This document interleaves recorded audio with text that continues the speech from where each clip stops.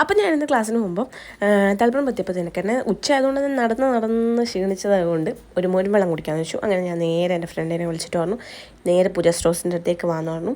അങ്ങനെ അവിടെ എത്തി നമ്മളൊരു മോരും വെള്ളം പറഞ്ഞു. ഞാനിവിടെ മുത്തൂറ്റ് സ്കൂളിൽ പഠിക്കുന്ന സമയത്തെ ഇടക്കിടക്ക് ഇവിടുന്ന് കുടിക്കുന്നൊക്കെയാണ് കേട്ടോ. അപ്പം ഞാൻ ഇവളെയും കൂട്ടി ഇവിടെ വന്ന് ഒന്ന് കുടിക്കാമെന്ന് വെച്ചു. ഒരു ഗ്ലാസ്സിന് 10 രൂപ മാത്രമേ ഉള്ളൂ. പക്ഷേ ഞാൻ അന്നേരം കുടിക്കുന്ന സമയത്തിൽ ഇതിന് ഭയങ്കര എരിവാണ്. ഇതിൻ്റെ അകത്ത് പച്ചമുളക് എനിക്ക് കിട്ടിയിട്ടുണ്ട്. പക്ഷേ ഇതിപ്പം അത്ര വലിയ എരിവൊന്നുമില്ല. പക്ഷേ ടേസ്റ്റ് നല്ല ടേസ്റ്റ് ഉണ്ട് കേട്ടോ, അടിപൊളിയാണ്. അപ്പോൾ നമ്മളതൊക്കെ കുടിച്ച് നേരെ ക്ലാസ്സിലേക്ക് കയറി.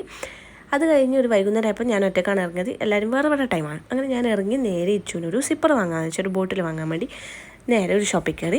ഇച്ചുവിൻ്റെ ഇത് 3ാമത്തെ സിപ്പറാണ് ഗൈസ്. അവൻ ഇതെല്ലാം എറിഞ്ഞിട്ട് മൂടിയൊക്കെ പൊട്ടിക്കുമെന്ന് ഒന്ന് ഞാനാണ് പൊട്ടിച്ചത്.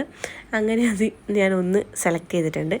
അങ്ങനെ അവിടുന്ന് കുറച്ച് സാധനങ്ങളെല്ലാം മേടിച്ച് നേരെ എന്തെങ്കിലും ചായക്ക് കടി മേടിക്കാമെന്ന് വെച്ച് നേരെ അക്ഷയ ബേക്കറിലോട്ട് പോയി. എന്നിട്ട് അവിടുന്ന് മുട്ട പപ്സ് മേടിച്ചു. അധികം ഇവിടുന്ന് തന്നെ മേടിക്കാം.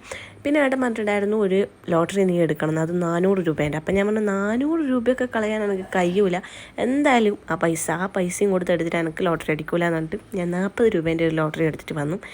എങ്ങാനും ഒരു 100 രൂപയും കടിച്ചാൽ മതി എന്നാണ് ഞാൻ വിചാരിക്കുന്നത്.